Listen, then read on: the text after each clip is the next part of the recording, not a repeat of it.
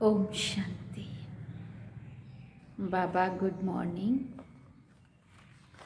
आज बाबा के 20 जनवरी 2022 के महावाक्य हैं।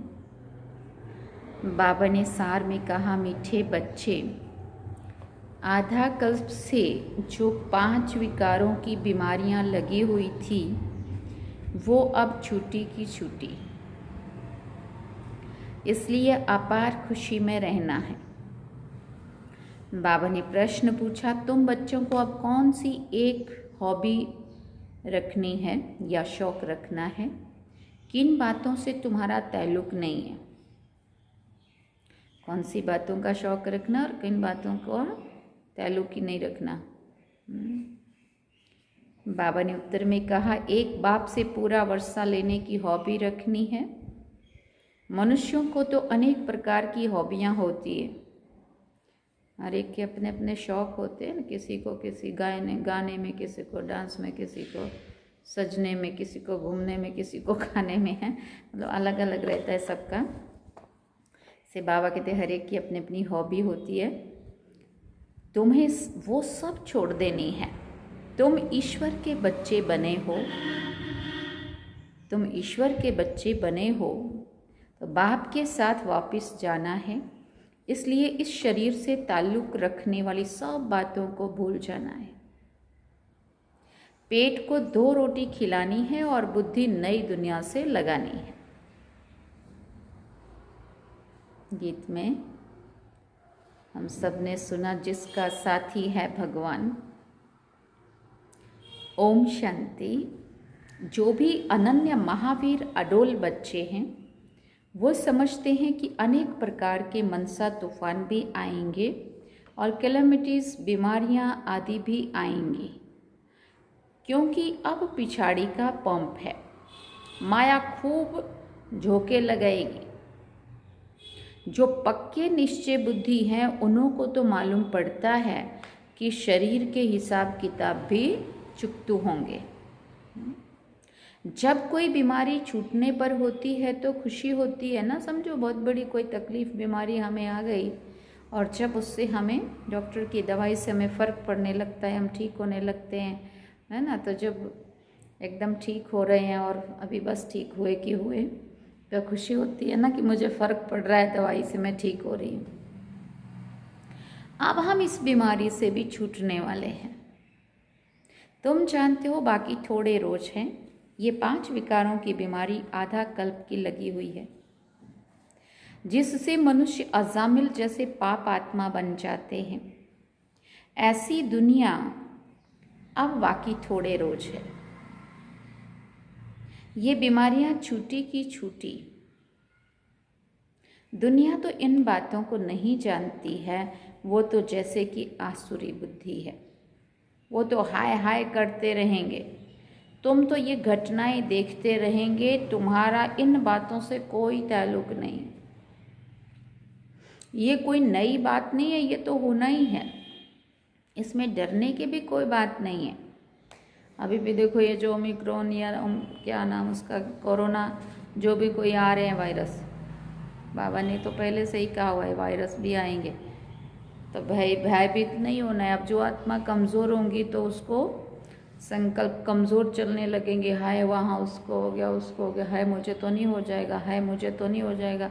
मतलब वही सोचते सोचते भयभीत होते रहेंगे और वही चीज़ें फिर पकड़ती हैं। तो बाबा कहते हैं उनको तो, तुम्हारे लिए तो ये कोई नई बात नहीं है, ये तो डरने की भी कोई बात नहीं है। तब तो होना ही है और बाकी थोड़ा समय है। पेट को 2 रोटी खिलानी है। अभी अपने को हॉबी है बाबा से वर्षा लेने की। अनेक प्रकार की हॉबी मनुष्यों को होती है। यहाँ कोई हॉबी नहीं है। शरीर के साथ ताल्लुक रखने वाली बातों को भूल जाना है। शरीर के साथ जो ताल्लुक रखने वाली बातें, जो भी हमने बात की, चाहे शरीर को कुछ खाने को अच्छा लग रहा हो या घूमने को अच्छा लग रहा हो या सजने को अच्छा लग रहा हो या जो भी कोई भी है ना, तो बाबा कहते ये सारी क्या हॉबीज़ हैं। तो बाबा कहता वे सब भूल जानी है। हम ईश्वर के बन गए, अब वापस बाबा के पास अथवा साजन के पास जाना है। ये साजन भी बड़ा विचित्र है। विचित्र होने के कारण उनको पूरा याद नहीं कर सकते हैं। ये नई रस्म है ना, आत्मा को परमात्मा को याद करना है। ऐसे तो कभी याद नहीं किया आधा कल्प से। सतयुग में सिर्फ इतना समझते हैं हम आत्मा हैं बस, और कोई ज्ञान नहीं है। हम आत्मा एक शरीर छोड़ दूसरा लेंगे। यहाँ तो आत्मा को परमात्मा बना दिया है, माना आत्मा ही परमात्मा, आत्मा सो परमात्मा ऐसे कह दिया ना लोगों ने। तो परमात्मा को सर्वव्यापी कह देते। अभी ये पुरानी दुनिया जैसे कि तुम्हारे लिए नहीं है। बुद्धि नई दुनिया से लगी हुई है। जैसे कोई नया घर बनता है तो बुद्धि पुराने घर से निकल नए में लग जाती है ना। अभी इतने धर्म वाले कॉन्फ्रेंस आदि करते हैं, परंतु एक का भी बुद्धि योग परमपिता परमात्मा से नहीं है। अभी तुमको खिलाने वाला बाप मिला है, वही ज्ञानेश्वर और योगेश्वर है। ईश्वर जो अपने साथ योग लगाना सिखलाते हैं। ज्ञानेश्वर माना ईश्वर में ही ज्ञान है। ज्ञानेश्वर माना ईश्वर में ही ज्ञान है। वही ज्ञान और योग सिखा सकते हैं। जिनको पक्का निश्चय है वो तो समझते हैं इस दुनिया में हम थोड़े समय के लिए हैं, हमको तो अब वापस जाना है। जैसे नाटक में एक्टर्स को मालूम पड़ जाता है कि बाकी थोड़ा समय है, फिर हम घर जाएंगे। घड़ी को देखते रहते हैं। तुम्हारी है बेहद की घड़ी। तुम जानते हो ये अंतिम जन्म, ये अंतिम जन्म है। तो तुमको बड़ी खुशी होनी चाहिए कि हमको ये पुराना शरीर छोड़ विश्व का प्रिंस और प्रिंसेस बनना है। हमारे मम्मा बाबा भी जाकर प्रिंस प्रिंसेस बनेंगे। बच्चों को भी अच्छी दौड़ी लगाकर विजय माला में नज़दीक नंबर में आना चाहिए, बाबा कह रहे हैं। बाबा से कोई पूछे तो बाबा बतला सकते हैं कि तुम्हारी चलन ऐसी है जिससे दिखाई पड़ता है कि तुम बरोबर विजय माला में नज़दीक आ जाएंगे। खुद को भी मालूम पड़ जाता है हम कहाँ तक पास होंगे। कोई तो समझते हैं हम कभी भी पास नहीं होंगे। मैंने अपना अंदर का पुरुषार्थ हर एक को पता है। भले बाबा का बच्चा हूँ, सब कुछ सरेंडर किया है, बाबा की गोद में बैठा हूँ, परंतु धारणा नहीं है, इसलिए ऊंच पद नहीं पा सकेंगे। जो गृहस्थ व्यवहार में रहकर सर्विस कर रहे हैं वो यहाँ रहने वालों से अच्छा पद पा सकते हैं, और देखने में आता है वो बहुत तीखे जा रहे हैं। सिर्फ साथ में रहने से थोड़ा फायदा होता है। बादल सागर के पास आए भरे और फिर ये गए बरसने के लिए। मुरली तो सब तरफ जाती रहती है। मुरली सुनकर फिर सुनाते भी हैं, बहुत सर्विस करते हैं। अच्छा ऊंच पद पा लेते हैं। मेहनत है। यहाँ मेहनत नहीं होती तो गिर पड़ते हैं। सारा मदार पुरुषार्थ पर है। अपनी नब्ज़ आपे ही देखी जा सकती है। समझ सकते हैं कि इस पुरुषार्थ से मैं क्या पद पाऊंगा। अब पुरुषार्थ कर ऊंच पद नहीं पाया तो कल्प कल्पांतर ऐसे पद होगा। ये है बेहद का ड्रामा। अपने को अब बेहद की बुद्धि मिली है। ड्रामा के आदि मध्य अंत को जानना बड़ा मज़ा है, परंतु माया के तूफान ऐसे हैं जो कुछ ना कुछ उल्टा करा लेते हैं। अच्छे अच्छे बच्चों को माया जीत लेती है। आगे चल वृद्धि भी जास्ती होगी, तुम्हारा नाम वाला होगा। अब दिल्ली में रिलीजियस कॉन्फ्रेंस होती है। कॉन्फ्रेंस में समझाने की भी बड़ी अच्छी बुद्धि चाहिए, बहुत अच्छी लिखा पढ़ी चलनी चाहिए। हेड्स जो होते हैं उन्हों की पहले छोटी कमेटी होती है, फिर बड़ी कॉन्फ्रेंस बुलाते हैं।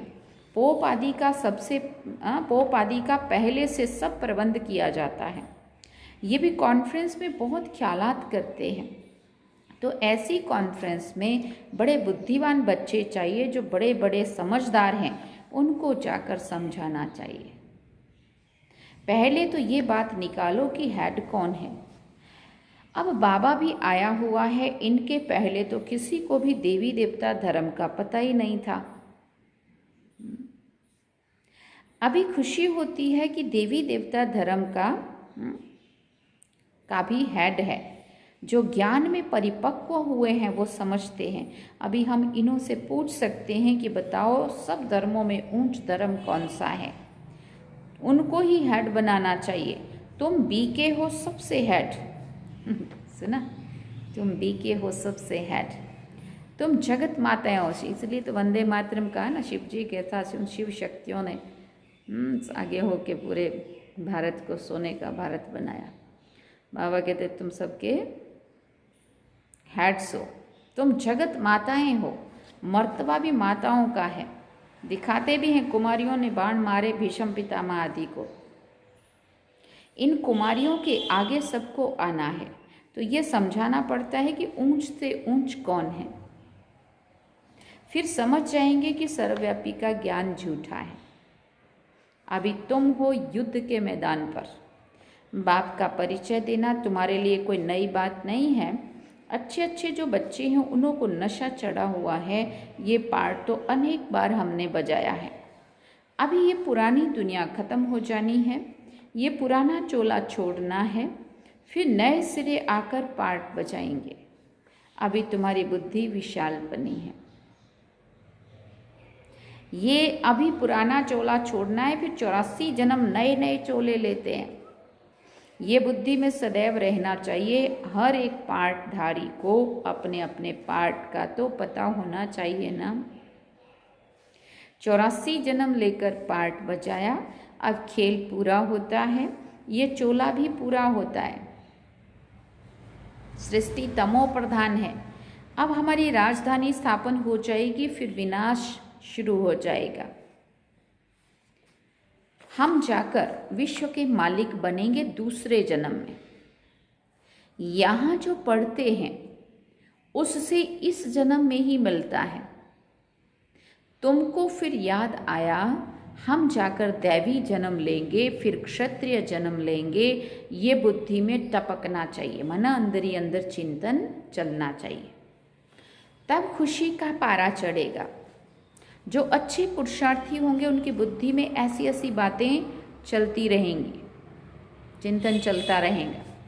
बाबा ने समझाया है कर्म तो करना ही है, फिर अपने याद के चार्ट को भी बढ़ाना है। रात का टाइम अच्छा है, इसमें कोई थकावट नहीं होती है। सारा समय उस अवस्था में नहीं रह सकते, फिर तूफान आते हैं तो थका भी देते हैं, ना चाहते भी तूफान आ जाते हैं, वो थकावट करेंगे। बाकी बाप को याद करते रहेंगे, टॉपिक आदि निकालते रहेंगे, तो उसमें माथा और भी और ही भरपूर हो जाएगा। ये बाबा का अनुभव है, क्योंकि जितना ज़्यादा कोई भी चीज़ के लिए आप सोचते रहेंगे, चिंतन चलेगा, तो उसकी और गहराई में जाएंगे। बाबा कहते तूफान तो बहुत आएंगे, जितना रुस्तम बनेंगे उतना माया जास्ती पछाड़ेगी। ये एक लॉ है, जितना ऊंची क्लास में तुम जाओगे उतने बड़े बड़े पेपर आएंगे। ये लॉ है। बाप कहते माया बड़ी बलवान है, क्योंकि उनका राज्य अभी जाना है तो खूब तूफान मचाएगी, उनसे डरना नहीं है। शरीर को कुछ होता है वो भी कर्म भोग है, इसमें गुटखा नहीं खाना है। पिछाड़ी का शरीर है, बाकी थोड़ा समय है, ऐसे करते खुशी में रहते हैं। ड्रामा में इस समय तुम सबसे जास्ती मर्तबे वाले हो, क्योंकि परम पिता परमात्मा की गोद लिए। क्यों ऊंचे मर्तबे वाले हैं? क्योंकि किसके बच्चे बने हैं? सोचो ना, अगर किसकी गोद में बैठे, परम पिता परमात्मा की गोद में हो। तुम्हारे में भी जो अच्छे पुरुषार्थी हैं, उन्हों जैसा सौभाग्यशाली कोई नहीं। बाबा के तो बन गए, लेकिन उसमें भी बाबा कहते जिनका अच्छा पुरुषार्थ है, पुरुषार्थ में ध्यान दे रहे हैं जो, बाबा कहते वो बहुत सौभाग्यशाली। ये ईश्वरीय सुख बहुत ऊंचा है। तुम समझा सकते हो भारत ही स्वर्ग था, अविनाशी खंड है ना, और कोई धर्म नहीं था, वो तो बाद में आए हैं।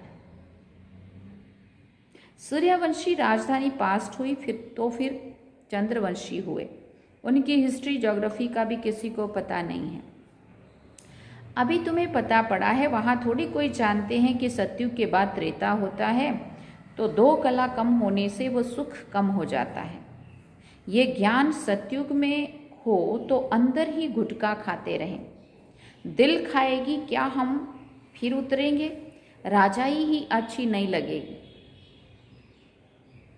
यहाँ भी कोई कोई कहते हैं हम स्वर्ग के मालिक बनेंगे, फिर नीचे उतरना पड़ेगा। अब 21 जन्मों की बादशाही वो ना सोच करके और उसके बाद नीचे उतरना उसके लिए सोचते हैं।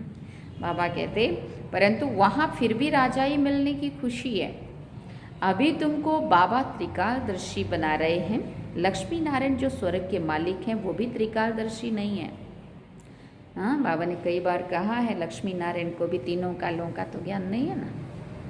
इसलिए बाबा कहते संगम पर ही बाप आकर तीसरा नेत्र दे, ज्ञान का तीसरा नेत्र दे, त्रिकालदर्शी बनाते हैं। देवताओं को ये सब अलंकार क्यों देते हैं? क्योंकि ये फाइनल में है। ब्राह्मण तो गिरते और चढ़ते रहते हैं। बाबा कहते कभी एक अलंकार उठाते हैं, दूसरा छोड़ देते, छूट जाता है, दूसरा उठाते हैं, दूसरा संभाल नहीं पाते। ब्राह्मण सारे अलंकार संभाल नहीं पाते, इसलिए बाबा कहते हैं उनको नहीं देता हूँ। फिर ये तुम्हारे संपूर्ण जो देवताई रूप है तब जाके विष्णु को दे दिया। उन्हों को अलंकार कैसे दे सकते हैं? शोभते ही नहीं है। ड्रामा में कितना वंडरफुल राज है। सुदर्शन चक्रधारी ब्राह्मण ही है। इस ज्ञान से ही तुम देवता बनते हो। इस समय तुम सुदर्शन चक्रधारी, त्रिनेत्री, त्रिकालदर्शी हो। ये तुम्हारा टाइटल है। ये सब बातें समझने और समझाने की है। पहले पहले बाप का परिचय देना है। परमपिता परमात्मा से आपका क्या संबंध है? उनका नाम है ही गॉडफादर। ऐसे थोड़ी कहेंगे कि गॉडफादर सर्वव्यापी है। वो तो बाप है ना। हम लिखते ही हैं कि परमपिता परमात्मा से आपका क्या संबंध है। परमपिता कहते हैं तो ज़रूर पिता ठहराना। बाप सर्वव्यापी कैसे होगा? बाप से तो वर्षा मिलना होता है। बाप तो रचयिता है नई दुनिया का। इन लक्ष्मी नारायण को नई दुनिया का वर्षा मिला हुआ है। वहाँ देवताओं को तीसरे नेत्र की दरकार नहीं रहती है। तीसरा नेत्र जरूर ब्रह्मा द्वारा ही देंगे। त्रिमूर्ति का अर्थ कितना अच्छा है, समझाने की बड़ी रौनक चाहिए। तो जो अच्छा उस्ताद होगा उनको समझाने की प्रैक्टिस होगी। दिन प्रतिदिन किसी को समझाना बहुत सहज होता जाएगा। परमपिता परमात्मा आपका क्या लगता है? कहेंगे बाप लगता है। बाप है नई दुनिया का रचता। सतयुग में देवी देवताओं का राज्य था। ज़रूर उन्हों को प्रॉपर्टी मिली होगी परमपिता परमात्मा से। राजयोग सीख कर राजाई पाते हैं। हम सब बीके हैं।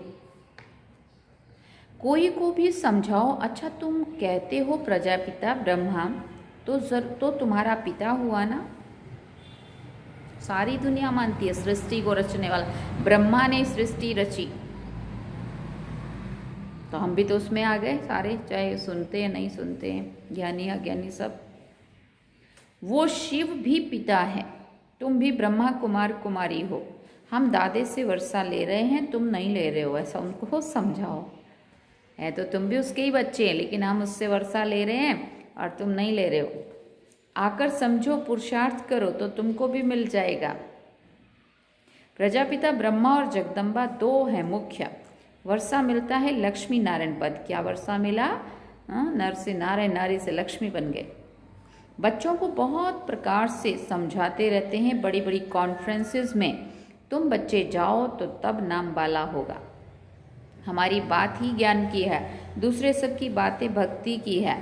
ज्ञान से हमको अथॉरिटी कोई से भी पूछने की है, परंतु समझने वाले भी कोई झट समझते नहीं हैं। बखेरे बहुत करते हैं, माना बहुत हंगामे मचाते हैं।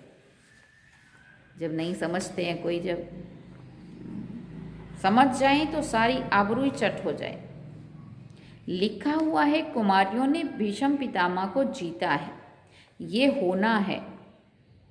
ये तब कहा था बाबा ने 69 के पहले, और आज वो हो रहा है। ड्रामा में ये पार्ट है ज़रूर। अच्छा, मीठे मीठे सिकिल दे बच्चों प्रति माता पिता बाप दादा का याद प्यार और गुड मॉर्निंग।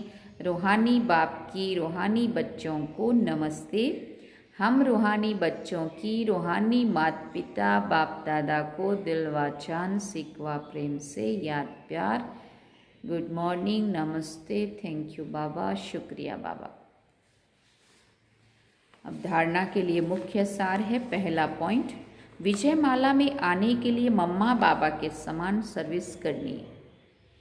विजय माला में आने के लिए क्या करना पड़ेगा? मम्मा बाबा के समान सर्विस करनी है। मुरली धारण कर फिर सुनानी है। चलन बड़ी रॉयल रखनी है। दूसरी बात, अपनी विशाल बुद्धि से इस बेहद ड्रामा को जान अपार खुशी में रहना है। तूफानों से डरना नहीं है। ज्ञान मंथन से बुद्धि को भरपूर रखना है। माया से बचने का सबसे बड़ा साधन, हथियार, अपनी बुद्धि को जितना बिजी रखेंगे, इन बाबा की मुरली जो सुनी उसको अंदर ही अंदर चिंतन मंथन करो, व्यर्थ से, नेगेटिव से, सबसे मुक्ति मिल जाएंगी। ज्ञान मंथन से बुद्धि को भरपूर रखना है। वरदान में बाबा ने कहा, विपरीत भावनाओं को समाप्त कर अव्यक्त स्थिति का अनुभव करने वाले सद्भावना संपन्न भव। विपरीत भावनाओं को समाप्त कर अव्यक्त स्थिति का अनुभव करने वाले सद्भावना भव संपन्न भव। जीवन में उड़ती कला व गिरती कला का आधार दो बातें हैं, भावना और भाव। सर्व के प्रति कल्याण की भावना, स्नेह सहयोग देने की भावना, हिम्मत उल्लास बढ़ाने की भावना, आत्मिक स्वरूप की भावना व अपनेपन की भावना ही सद्भावना है। ऐसी भावना वाले ही अव्यक्त स्थिति में स्थित हो सकते हैं। अगर इनके विपरीत भावना है तो व्यक्त भाव अपनी तरफ आकर्षित करता है।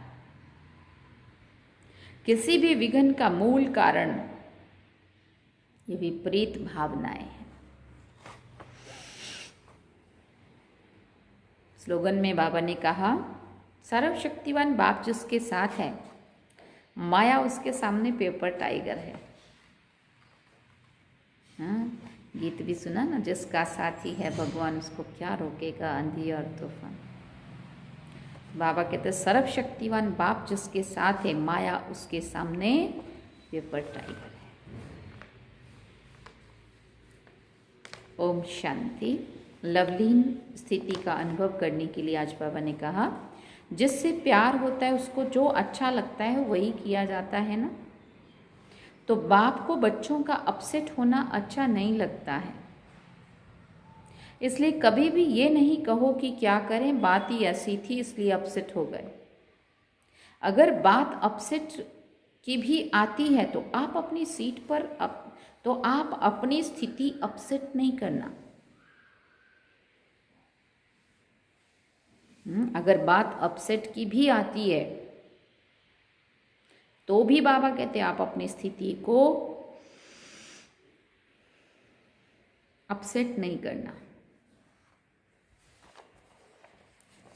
अच्छा, ओम शांति। सार में बाबा ने कहा, मीठे बच्चे, आधा कल्प से जो 5 विकारों की बीमारियां लगी हुई थी, अब वो छूटी की छूटी, इसलिए अपार खुशी में रहना है। ये थे आज के बाबा के महावाक्य जो हम सब ने सुने, और हम सब ने 3 दिन की भट्ठी भी की। 18 जनवरी बाबा का स्मृति दिवस भी मनाया, और सब ने काफ़ी अच्छा अपने आप को तपस्या में तपाया। ये बाबा ने कहा अंत की तैयारियां हैं। आत्मा जितनी जितनी शक्तिशाली बनती जाएगी, विघ्न विनाश होते जाएंगे। प्रकृति अपना देखो चारों तरफ से क्या दिखा रही है, वायरस अपना दिखा रहा है। इसलिए जो आत्मा शक्तिशाली होगी उसको किसी भी चीज़ से ना भय लगेगा, और ना ही कोई चिंता होगी। तो बाबा ने अपने को बेफिक्र बादशाह बना दिया। इसलिए अभी जनवरी मास तो पूरा तपस्या चलेगी और 3 दिन का भी सभी का अपना अपना अनुभव है। बहुत अच्छा लगा। 3 दिन 8 घंटे का जो चार्ट बना हुआ था एकदम इजी लग रहा था।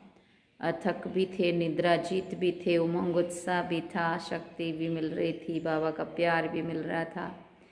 बहुत अच्छा, मौन में भी रह रहे थे। बहुत अच्छा लगा मुझे। मेरा तो अपना अनुभव है, मुझे बहुत अच्छा लगा। बाबा खींचता था, जैसे कहते हैं ना कि योग करो, लेकिन योग करो की बात नहीं थी, लेकिन बाबा खींचता था, कशिश होती थी। एक मुरली में बाबा ने 18 जनवरी की मुरली में बाबा ने कहा, बच्चे प्यार से मुझे याद, अगर बच्चे प्यार से बाबा को याद करते हैं तो बाबा प्यार करता है। बच्चे मुझे प्यार से याद करेंगे तो मैं बच्चों को प्यार करूँगा। कशिश होगी, खींचेगा बाबा। ना सोने देगा, ना व्यर्थ चिंतन चलने देगा, और बाबा प्यार करेगा, वतन में बुलाएगा, नीचे मिलने के लिए आएगा, बाबा के साथ का अनुभव होगा, है ना। तो अभी हम जनवरी मास भी और जो भी थोड़े दिन बाकी रह गए हैं 10-12 दिन पूरा, और अपने आप को खूब तपाएंगे। फिर चलते हैं बाबा की याद में। ओम शांति।